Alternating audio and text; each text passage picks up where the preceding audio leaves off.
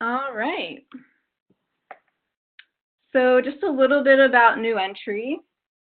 We were founded in 1998 to support immigrants and refugees with farming and technical assistance and resources in Massachusetts. And we still do on-the-ground farmer training up in Mass. We operate an incubator farm program, a farm business planning course, a food hub, a CSA, and we also coordinate national networks of farmer training initiatives all over the country. And in 2014, we received a training and technical assistance grant from the CFP program to provide support to applicants and grantees of CFP, and that's how we're able to do this webinar today. But we don't do the work alone. We have a wonderful network of partners around the country who support our TA work by helping us develop content, training resources, webinars like this one, and who also work one-on-one with those who reach out to us through the TA intake process.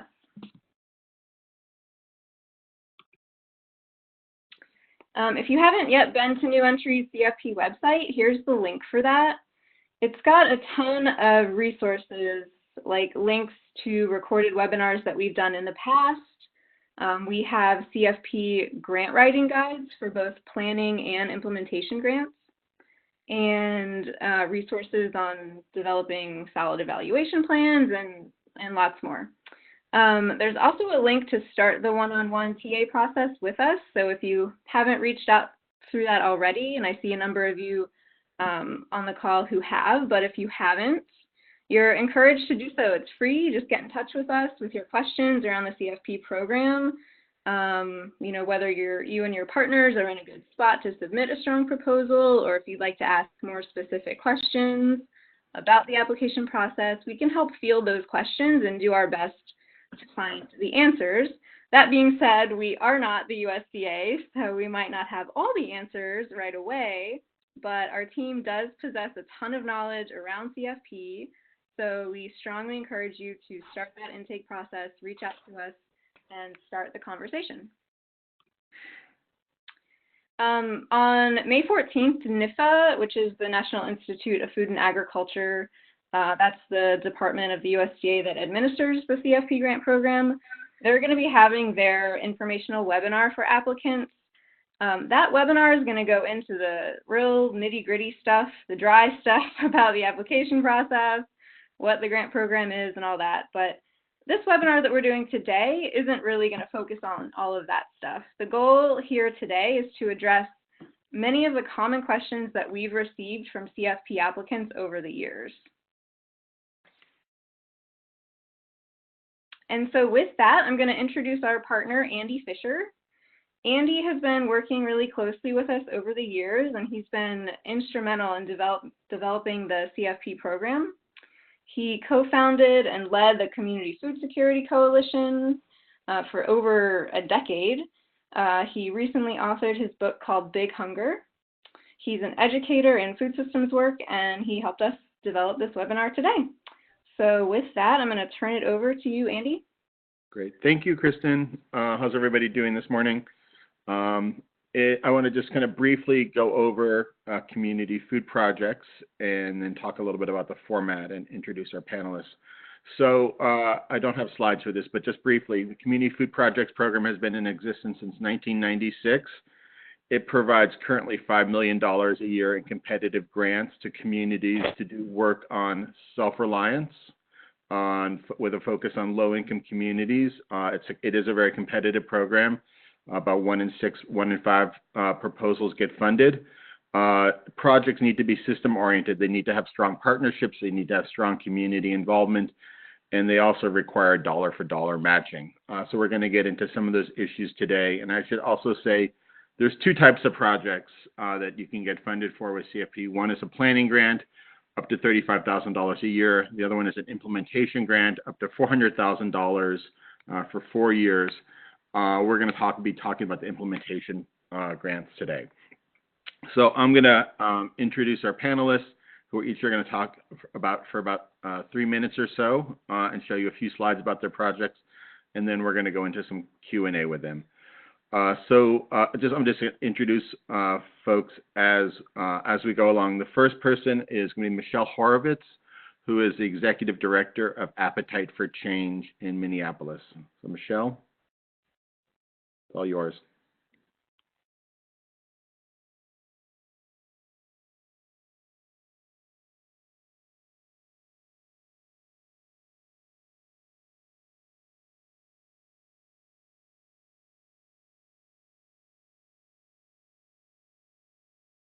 We might still have an audio issue, Michelle. We're not quite able to hear.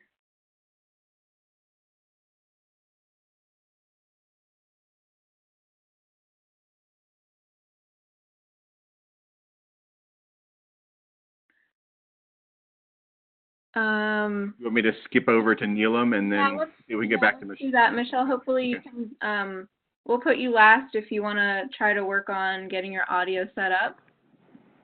Okay. Okay. All right, so Neelam Sharma is the Executive Director of Community Services Unlimited in Los Angeles. So Neelam, can you tell us about your project? Yeah, hi everyone. Community Service Unlimited is our nonprofit.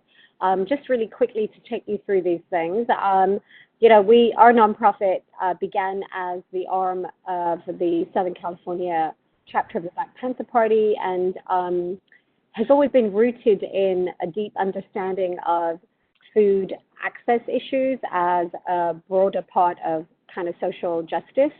And so that's kind of the framework for everything that we do. Just to give you a quick sense, despite the fact there's been a lot of talk and a lot of verbiage around sort of food deserts and places like South LA. And just this slide, you can read it for yourselves. I'm not going to read it out. Just shows that some of the research that we had one of our summer interns last year do around the amount of stuff that's been published around this issue, specifically relating to South Central, right? Like, so there's been a lot of articles and academic kind of research and papers and stuff published. But as these slides show, when we were raising money to open the center and the market, actually there's been nothing on the ground has changed. In fact, things have changed, and what's actually happened is that things have gotten worse. So there's been a net decrease in markets, and there's been no kind of concerted effort to, despite a lot of money being spent supposedly, right, by different nonprofits and government agencies, whereas when the situation on the ground goes in places like South LA, and that's what I can speak to because we're here, nothing has gotten better. In fact, it's gotten worse. So, our response has been to build a business in the neighborhood, like after and alongside this for years, working with different organizations to try and bring in other markets to try and change the situation. We've kind of developed our own business model. And so you see here, we have opened a wellness center in South LA on Vermont and 66. And the entire ground floor of that wellness center is a food hub, which includes an organic market. It includes a commercial kitchen, and it includes an on-site farm that we're currently developing. That's essentially our business, right? So that's essentially what we do. So along now with having this permanent space that we sell produce and herbs and flowers and other local food-based products, we also now have a kitchen where we are helping to not only develop our businesses and expand our food-related businesses, but to incubate others. So. Okay. Great. And I guess I should just add that part of that is that we've also been developing growing spaces, because that is definitely part of what we've been funded to do through this grant is to develop urban farms. And so we've developed about 11 urban farms in the South LA neighborhood. We currently only operate ourselves one of those, and we are currently building another one on site here. But that's, so we grow our own, we work with small regional farmers. We're also developing a network of South Central growers and harvesters. And then, this is kind of the latest enunciation, if you like, of our sort of retail side of our work. Okay. Are you good? Yeah, I'm great. Okay. All right. Thank you. All right. Thanks, Neelam. Yeah, absolutely. So our next presenter is going to be Jeanette Abinator, who's the Executive Director of City Schoolyard Garden in Charlottesville, Virginia. Hello, everybody. So the name of our grant was received in 2015, and it was called Plant Grow Harvest, a collaborative community approach to build equity and food security for youth and their families facing economic challenges. So that's the cover. And then the next slide, it was focused on City Schoolyard Garden, which is a small nonprofit that has gardens and gardening programs in the schools with 3 core areas: hands-on learning, healthy living skills, and youth leadership. But as part of the CFP interest in having collaborative multi-sector approaches, we then joined with 2 other organizations, City of Promise, for the next slide, and the Urban Agricultural Collective of Charlottesville. And these partnerships came out of our focus on changing from a social service organization to a social change organization and rooting that in trying to develop justice. So Neelam talked about their organization started out as the Black Panthers. So at the core of who they started was that commitment to equity. City Schoolyard Garden started with a small group of mothers who wanted to have gardens in the school, and we didn't have that deep commitment from the beginning. So that was our goal, was to allow justice to ground our mission, and we did that through these partnerships, and through this grant allowed us to leverage that. The next slide speaks a little bit to the 2 other organizations that we partnered with. So City of Promise was a Promise neighborhood, one of the, I think, 16 in the country at the time, that focused on cradle to career development. So they didn't have a food focus in general, but through this grant, they added that to their health and wellness. They launched a garden through that. And the Urban Agriculture Collective of Charlottesville was a 20-year-old community initiative to grow food on low-income subsidized housing plots in Charlottesville and to share it through the community. But they were facing redevelopment and displacement. And so this grant brought together our 3 organizations, along with, as the first column says, City Schoolyard Garden was the organizational lead. We were doing programs in the school, but also doing the management, evaluation, financial, thought leadership. And then also there was one line in the huge, 40-page documents that said that we would bring together a network of organizations to move from food service to food justice. And that has really expanded over the 2 years that we did the grant, and then since then, and the next slide speaks to that, to be the Charlottesville Food Justice Network. This is now we've come to grow to be an organization, a network of over 30 organizations that are working to ignite dialogue and host events that amplify the conversation around local food to racial equity and justice, that approach food as a human right, and that build supportive networks and collaborations for systemic change. So those are some of our partners in that. And that actually happened after the grant ended, but I bring that up because the grant was a great leverage point for that piece. And I think I might have one more slide.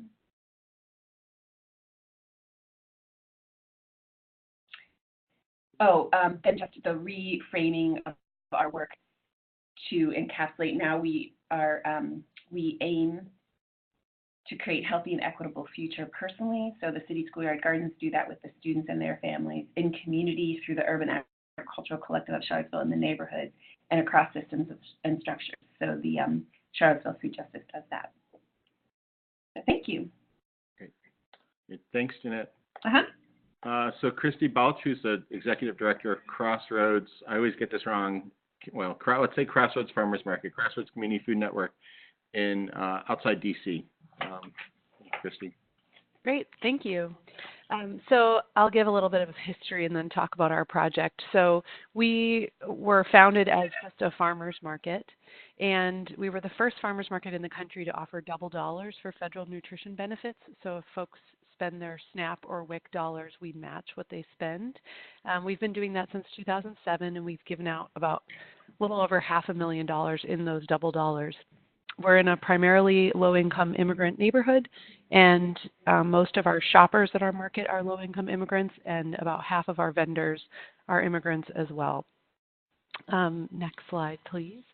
So what kept happening in our early years of the market is that mostly it was immigrant women, but it was all kinds of people too, would come to the market and say, we love what you're doing here, we love this program, but what we really want is to become vendors. How do we sell prepared food at your market?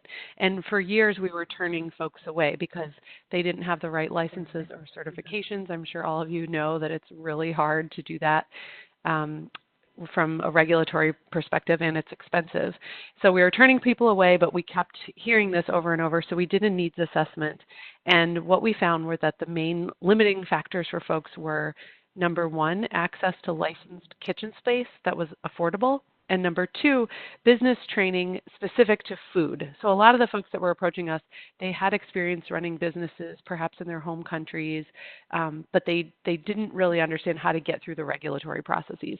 So the goal of our CFP project is to build long-term economic vitality in this neighborhood by increasing equity in the food system and building our community's self-reliance. And we do that in a couple of ways. So our response to that was really twofold. So next slide, please, Kristen. So we worked with a local church to build this community kitchen. It took 6 years. I'm making this all sound like it was one thing after another, but really this was like a very long process with a lot of community members involved. This local church had an unused kitchen space, and they offered to work with us to help to renovate it and then to turn it over to us, basically. So we pretty much got a free kitchen, which was incredible. So this is a 1,200 square foot kitchen. It's a shared use commercial kitchen, and it opened in August 2017. Next slide. And then the other thing that we did in response to this community demand was that we created this microenterprise training program, and it's a free 30-hour training program taught in English and Spanish, and it's specific to starting a food business, and it includes ServSafe, AllerTrain. I'm not sure if other places around the country have this requirement, but in Montgomery County, Maryland, folks have to have this allergen training in addition to ServSafe, so we offer that as well. And then just really specific information for food businesses. There's a lot of nonprofits already that offer how to start a business, but we do the food piece. And the main goals of our CFP grant are facilitating the creation of new food businesses, supporting the scale up of some of those businesses, and then strengthening the markets for locally produced food by linking our food entrepreneurs with farmers so they can source locally, and linking them also with retailers so they can sell locally. So on this slide, you can see some of the products produced in our kitchen, and just a reminder that what we're really trying to do is work with these businesses to increase their revenue and create jobs in our community. And our final slide is just a little bit more information on how you can keep in touch. And I would love to connect offline if anyone is doing any sort of shared kitchen. We learned a lot over the years, so I'd be totally happy to share that. Thank you. Thanks, Christy. Michelle, do we have is your audio working? Maybe, maybe not. Can you hear me? Yay! Okay. Great. Hi, everyone. I have 2 computers and a phone, so audio and video working? Yep. Great. Okay. Thanks for having us. We're Appetite for Change. We're a nonprofit social enterprise in North Minneapolis. We use food as a tool to build health, wealth, and social change through a number of different social enterprise and programmatic offerings. Our CFP grant, I can talk more about this in the Q&A, encompassed way too much. We pretty much got this 3 years ago when we were only a 3-year-old, 4-year-old organization, and so we kind of threw everything in. So one of the things that we do with our CFP funding is our flagship program, which is Community Cooks. It's actually how our organization was founded. We brought together over 130 families, mostly African-American Northsiders, to cook, eat, and dialogue about the change that people wanted to see in the community. And that's how we built all of our subsequent enterprises and programs, but we included that in our CFP grant. Next slide. We also included in our CFP grant our Youth and Training and Opportunities program. It's a year-round program now, although it was only a summer program when we started the CFP grant. Our youth are working in our urban farms. They are facilitating our cooking workshops. They're doing Serve Safe. They're doing soft skills in communication, entrepreneurship, interpersonal skills, and it's a workforce job readiness program. So they have classroom time and on-the-job training. Next slide. Our urban agriculture is included. It's part of how the youth get their on-the-job training. So they work in our 7 urban farms. We didn't include our Fresh Start Garden, which is a 16-week preschool garden program that wasn't part of our CFP grant, but we also do that. And we sell at the West Broadway Farmers Market, which at the beginning of the CFP grant was housed at our business coalition in our community. They were the incubator of the farmers market, and it kind of became not so much a mission fit, and we were the main vendor at the market, and we were kind of doing a lot of the work of funding the market, and the market was included in our CFP grant, but we were partnering with the business coalition. And so actually last year, they asked us to take over operations of the market. So it is still included in our CFP grant, but we run the market now. Next slide. We also have a shared commercial kitchen. In 2015, we were asked to take over. We get asked to take over a lot of things.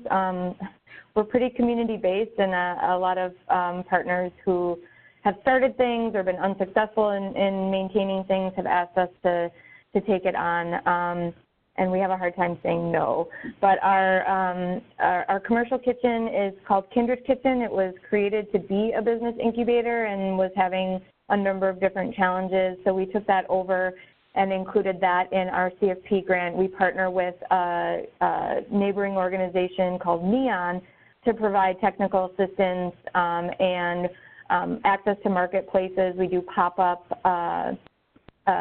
restaurant work and farmers market. We also partnered with a local organization that had a food truck that they weren't using, and we kind of made it like a white label food truck so that our vendors could slap their brand on the outside and give it a shot at doing a food truck for a day or a week. So that's been exciting work, and we do classes and workshops for our businesses. Next slide. Second to last is our Breaking Bread Cafe and Catering. We opened the cafe about 6 months before our CFP grant started, and we included in the CFP grant our adult training and opportunities program. And so it's taken quite a while for our ATOP program to get rolling, and the CFP grant has really helped us do that. We offer classroom training and on-the-job training in our business operations, and it was really informal during the first years of our CFP grant, and in the past 9 months has really ramped up, and we've put more formal evaluation metrics and other things in place. Next slide. Lastly, and sort of like kind of the impetus for why we even thought we would go after a CFP grant, because we were such a small community-based organization. The Northside Fresh Coalition had been going on for about 5 years. It was based out of a county clinic that had a food shelf, and they were really trying to bring organizations and residents together who were working on food justice and food access in our community. And they ran out of funding, but all the coalition partners kind of wanted to keep going and continue connecting and continue doing the work. So we included as a big part of our CFP grant reinvigorating this coalition. And so we have about 40 organizational partners, different businesses, nonprofits, city government, university partnership, and we have quarterly meetings and action teams. We do a lot of policy work through the coalition as well. So we do a lot. All of it was included in our CFP grant. I can talk about the pros and cons of that. And we also did a no-cost 1-year extension, so we are actually in our 4th year right now and can share information about that process of extending the grant. Great. Thank you so much, Michelle. So these are all fantastic projects, and I wish we had more time to explore with you individually, each of your work. But I wanted to get into a discussion about some critical issues, and as Kristen mentioned, just some common questions that we often get, and common issues that the applicants face in putting together successful community food project programs. And so I want to start with you, Jeanette, and ask you, we all know that establishing community involvement in your project is essential to success in getting funded by community food projects. Can you tell us about how you went about that process and the role of the community in your project? Sure. So our initial approach was a grass tops approach, with the idea that we would bring organizational leaders together from grassroots organizations, and each organization could kind of bring in the voice of their particular community through the network. But what we found out is that Charlottesville, which is a very racially divided community, as everyone now has seen with some of the events that are happening here, is that so many of our nonprofit leaders weren't necessarily really in touch with their community, and so bringing those grassroots leaders together wasn't very representative.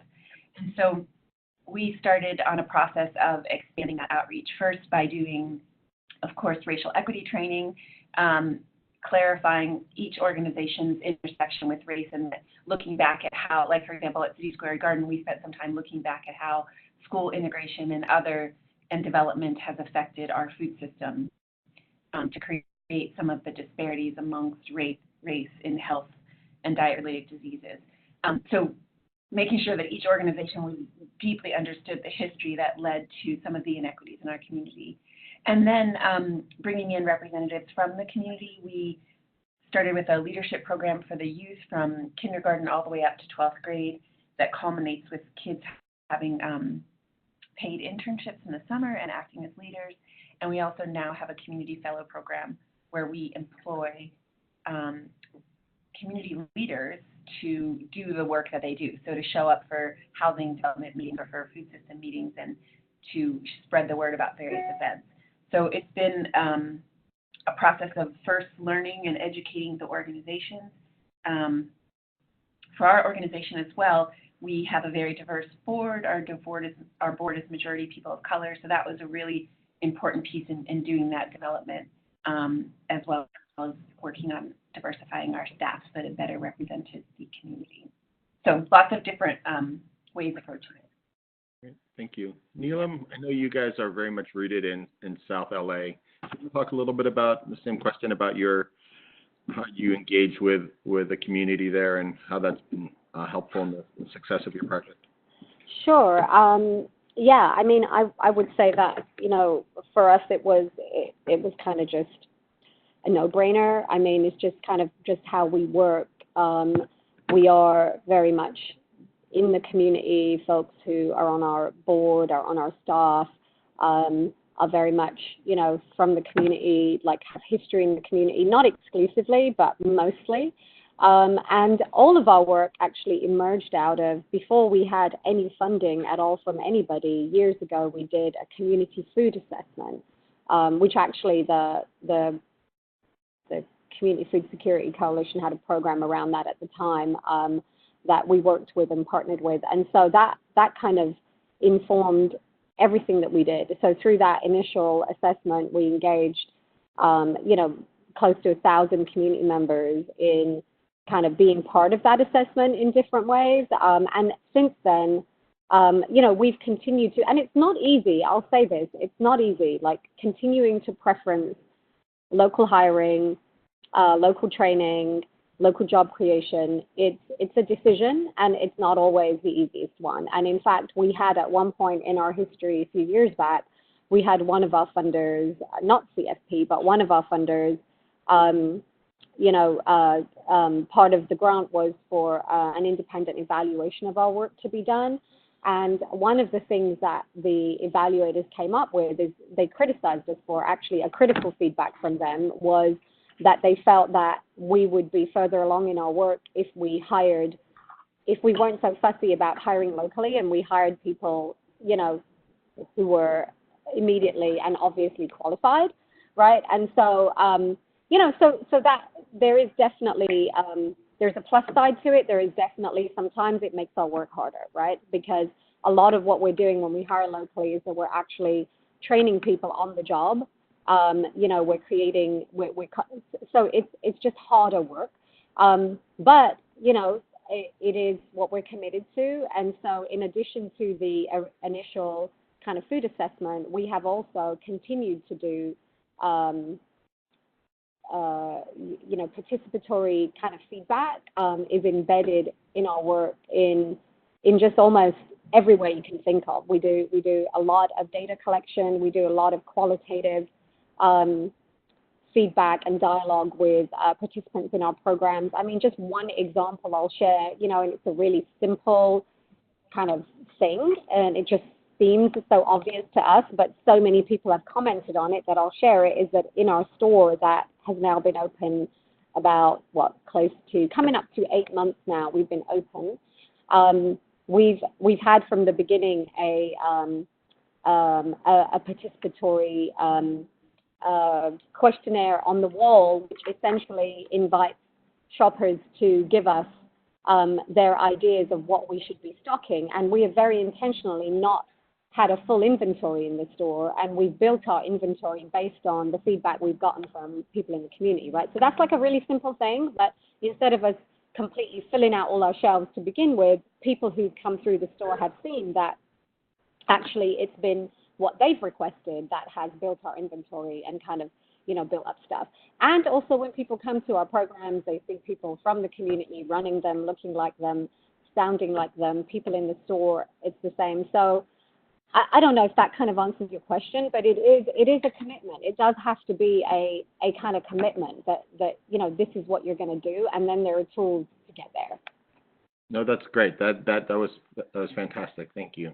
So let me move on in the interest of time. The Community Food Project requires a food systems orientation. So Michelle, could you tell us, you obviously have a lot of partnerships. Can you tell us about those partnerships you've been able to leverage with your project and what they've enabled you to accomplish rather than going it alone?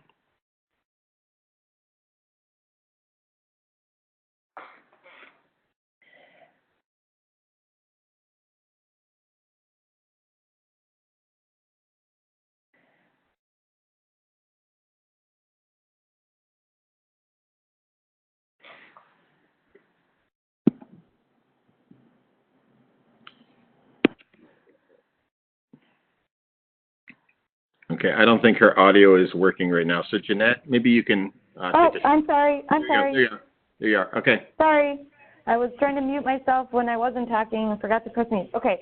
So the impetus for our grant was the community was reinvigorating the Northside Fresh Coalition, and that had already started to form, and it was residents and organizations. And there was quite a bit of tension and frustration with certain partners as far as how the coalition was progressing. Part of it was where the coalition was housed at it being a county institution, and sort of community lack of trust in government and in larger institutions. And so it was clear that a community-based partner needed to be the host of the coalition. And we are an organization, my two co-founders are both African-American residents of North Minneapolis, and so the three of us started this organization really from the grassroots.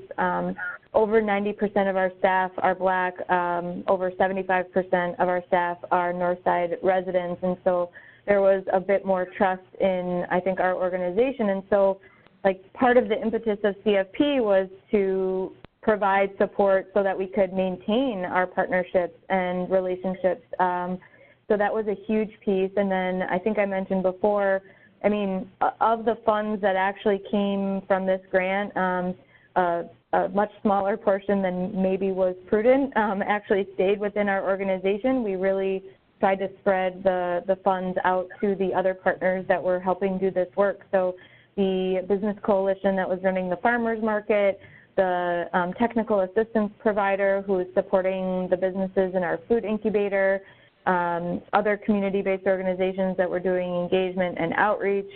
We really tried to spread the love around, as well as rebuild the coalition. So partnerships have been instrumental in especially community-based organizations like us that have staff and board members and leadership that are reflected in the community in which we work. Great, thank you. Jeanette, do you want to take a stab at the same question? Sure. Our situation is very similar in that we have found partners to be critical to the work because of relationships, building on what both Neelam and Michelle have said, taking the time to building those community relationships. That's how community engagement happens. So that's the same with different organizations. And we found Charlottesville has like some of the highest per capita nonprofits per person. So there were so many nonprofits in this area working along the food system that coming together to really clarify how we might work together, what our strengths are. And we're still in the middle of all of that, mapping those different things. A few specific examples are, I mentioned the UACC Farm Project and the City of Promise, which is a Cradle to Career program, putting a garden there. So the kids that were seeing gardens in their school could then go home and have like a different scale of a garden at their home site and connect with their parents around it. So it kind of helped us expand from that personal impact that we were doing specifically with students to the community impact with neighbors, and then through the organizations building together to try to have some systems change at the advocacy level with the city.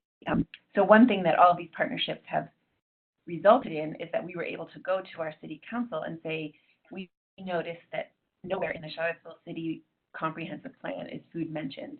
So housing is mentioned, transportation, bikeability, nature, all of that, but food is not mentioned. So we were able, the city approved a food equity initiative that we are currently working on to help prioritize food as a human right in our city planning documents and activities. So that's been one sort of higher level result, and the on the ground result is that, for example, the kids who are growing in their gardens can then go home with it. We have a Harvest of the Month program. So say if they get beets at school and then they can go home and see it on the farm, they have a recipe that goes with that. So doing that overlap in programming. Great, thank you. Yeah. That's good. So moving on to the next question. For Christy, CFP mandates that the grant has to be this one-time infusion of federal funds, and that your project's supposed to be sustainable after 3 to 4 years. It's obviously a tall order. I'm wondering how you guys are moving towards accomplishing that goal. Yeah, so at Crossroads, the main way that we're moving towards that, although I will say our progress has been slower than we thought, but our main way of doing this is increasing our kitchen income. So the users of our community kitchen do pay rental fees, and we offer scholarship rates to a lot of folks, but over time, they have to pay more and more. So the general rate is $15 an hour. The scholarship rate starts at $5 an hour, and then they can have that for a year, and then it goes to $10 an hour for a year, and then it goes to $15.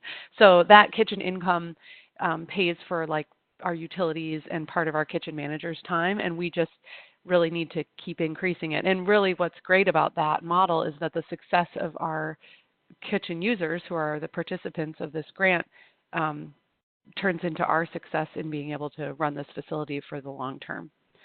But we could never have done it without the church basically donating this whole space to us. Like if we had debt from construction, this would not work. So it's really a tall order.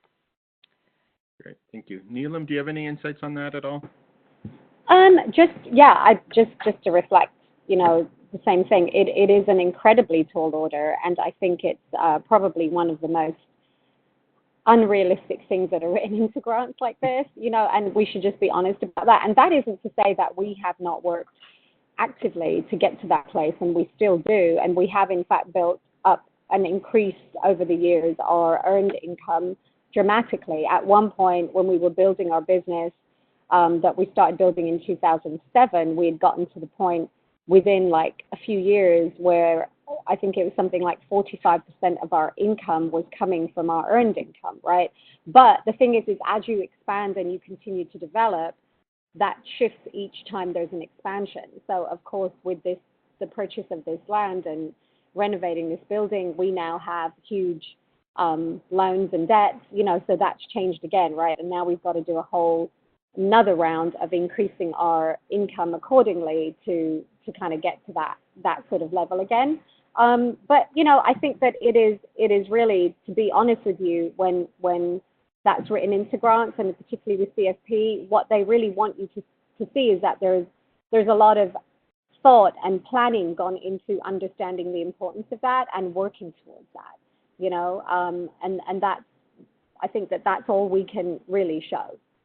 That's kind of my opinion, and that's really what's been our journey. Right. Okay, thank you, Neil. So, in preparing for this webinar, Jeanette and I were having a conversation about this particular issue. And, the reason why CFP has this kind of sustainability mandate, and also we're going to talk about the matching funds, goes back to its origin back in the mid-90s when we were lobbying and trying to get it passed. The Republicans in Congress didn't want to pass a big government program. They wanted to pass a program that supported communities in solving their own issues and that would enable communities to move forward. So that along with that sustainability requirement, there's also a requirement for dollar matching. So you have to, for every dollar you ask for, you have to raise $1 in either in-kind or cash, which also can be very challenging and limiting for organizations, and especially in rural areas or smaller communities.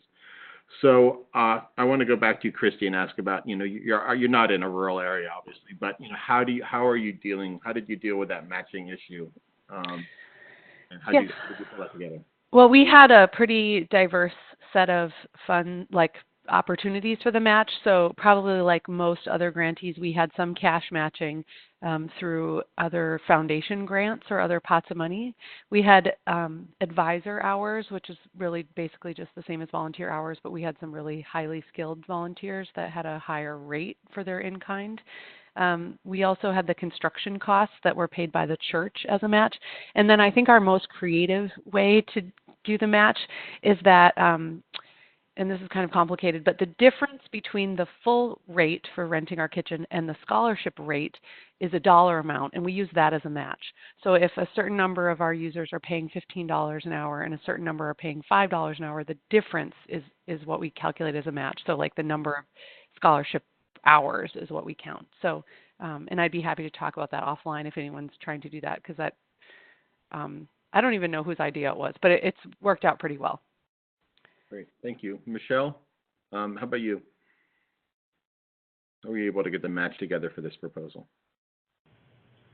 Yeah, so I think because we included almost all the activities that our organization did at the time, because we were so small, in the CFP, we were able to use different program grants from different funders that support each of those programs as match, as well as a couple of general operating grants. And so I think the biggest challenge was just like getting the funders to write the letter, because once you get selected as a grant, then you go through this process of like verifying the match. And so then getting the funders to write the letter to say, yes, our funds can be used as matching dollars. We also had a lot of in-kind, like just staff time, and partners that were receiving funds from us. We asked for matching staff time or other in-kind services, space that they were, that they were using.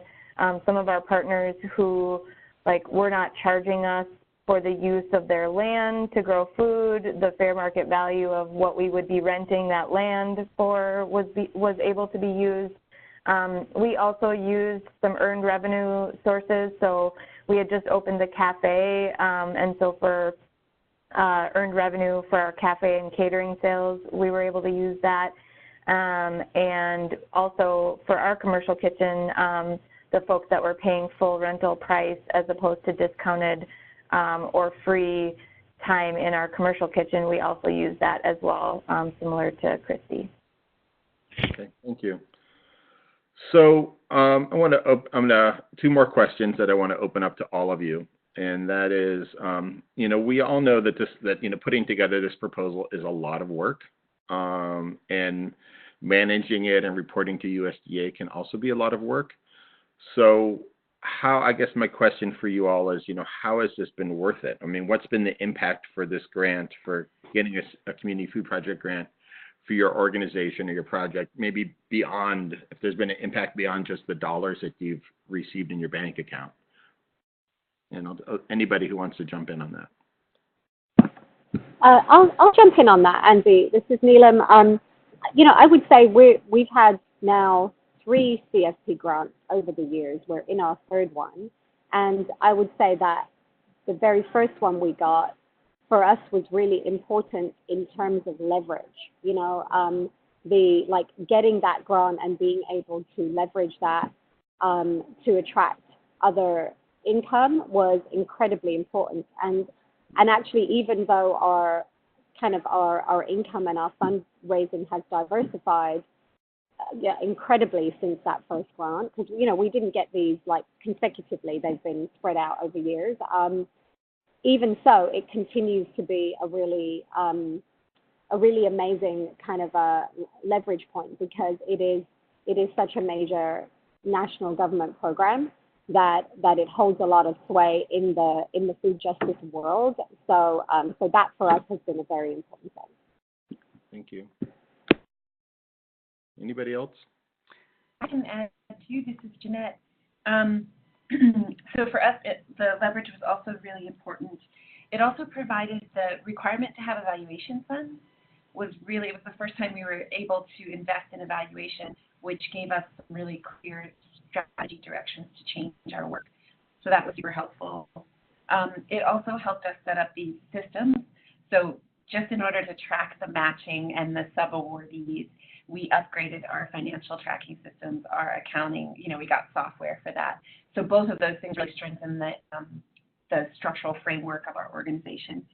And then the partner piece, even though that was one line in our grant that didn't have any funding attached to it, having the support of a USDA grant and all of the work that it went into getting letters from partners, having all of that on the ground work to build the proposal was not wasted, because that meant that we all had we had taken the time to clarify our working relationship and who was going to partner with what. So it's been an incredible point for us. Growth.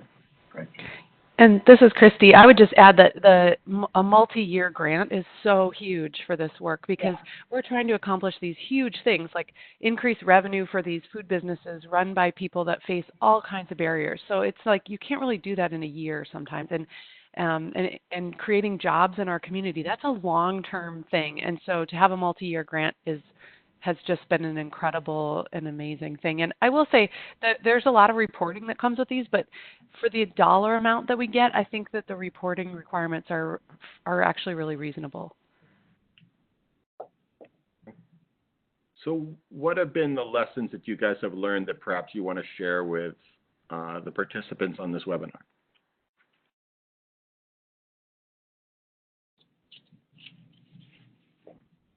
This is Michelle. I can jump in. I would say, try to, if you're an organization that's doing a bunch of things, try to pick 1 or 2 of the components of your work to fund, because obviously the more you put in there, the more you have to evaluate and measure. And I felt like we tried to include everything, and so then the resources don't, and we included a lot of partners too, and so the resources ended up kind of being spread rather thin. And so I think if we had maybe just picked 2 components, like the urban agriculture and the farmers market, or the training programs, that we could have maybe made better use of our time. I also would say, NIFA is super flexible and open if you need to make a change to your project, and so they've been able to work with us when we've had partners that have gone out of business that were in our grant proposal that okay, we can't pay them anymore to do what they were going to do, and so we need to reallocate those funds, and changes to programmatic goals or programmatic budget line items. They've been great on And I would also highly recommend that you, especially if you're not a large organization that has a lot of staff capacity, which I'm sure many of you are not, do not try to apply for an indirect rate. Take the 10% de minimis rate for your indirect costs, because we made the mistake of doing that, and it was a total nightmare. Yeah, hi, this is Neelam. I will say definitely the two biggest lessons, and I thought about this a lot this week, is one is just building on what Michelle said, don't overcommit. You know, I think when we're all early in this work, like 25 years ago or 20, you know, it's like there's so much you want to do, and so you kind of put it into these grant proposals. You know, they're not expecting you to overcommit. Don't overcommit. Be realistic about what their dollars can actually fund your organization to achieve. And then if you overperform, great, you know. But also the other part of that is, you know, the evaluation and the data collection side is really make that work for you as an organization. So for us, it was always kind of like, quite often the kind of data that some funders want us to collect or how they want us to collect isn't necessarily what we're about or how we're trying to do things. And so we always look very creatively at evaluation and think about what is it, you know, this is what the funder wants, but what is it that we want? What is it that serves the community that we're working in? And what kind of collection of information would actually tell the story we want to tell, and you know, how can we kind of in some ways feed two birds, you know, at the same time by making the funder happy but also really doing what we want to do. So I think it's worth, instead of just seeing it as a chore that you're doing to please them, to actually take it on and go, you know, what if we could really make this what we want it to be? And I have to say that at CSP we've found that there's a willingness to kind of work within a certain framework with you on kind of designing things in a way that works for you. Thank you. Christy or Jeanette? This is Jeanette. I would just say in terms of when you're writing your grant, not so much about the project, which I agree with the other folks who commented. It was utilize the support. So Andy was our TA provider and helped significantly in taking all of the work that we were doing and helping us to really clarify a clear connection between the work, the relationships, and the systems change. So I think getting that thread very, very clear in your mind is super important, and leaning on the support that is provided. I would really recommend that. It changed. We still use some of the wording that we refined for the proposal that Andy helped us refine in all of our grants. It's like part of our boilerplate now because it really synthesizes what we're doing in that thread. So take the time to get that right, to articulate what you're about. Yeah, this is Chrissy, and I would echo that exactly. We used Andy as our TA provider as well in our application in the last round where we actually got the funding, so that was great. And I just want everyone to know that it took us 3 tries to get this successfully funded, so these are hard grants to get, but I think if you follow the advice from my other panelists, that you'll be much more likely to get it. Hey, well, thank you guys for the kind words, totally unsolicited. And, you know, it's all, but, you know, you can write a great proposal, but it's all based upon really good work. So it all kicks back to that in the end. So we're running towards the end of our hour. I'm going to give it back to Kristen and let her wrap it up. And thank you guys so much for taking the time to do this. I really appreciate it. Thank you. Yeah, thank you all so much. That was so informative, so helpful. So this is being recorded and I'm going to post it online. The slides will be available. I'm available. Where's my email address? There it is. You can get to Andy through me. So please, please, please submit your technical assistance requests through our website. Start that intake process so we can start a conversation with you to learn about your needs, your project, what you guys are doing, and then to connect you to our TA partners like Andy and like Jeanette. So I want to again extend a big thank you to our panelists and Andy for putting this together. Thank you all for joining in. There were about 100 of you on the call today. So yeah, I think because we're at time, I'm going to cap it there. I got a couple of questions that I think I'm going to put out. I'll start an email and just kind of connect everyone via email. So we will answer your questions. If something was, really burning with you today and you didn't get it answered, please email me. And like I said, I'll reach right out and we can start a conversation. So I'm going to end it there, but thank you all again. Bye. Take care. Thank you. Bye, everyone. Bye-bye. Bye, thank you.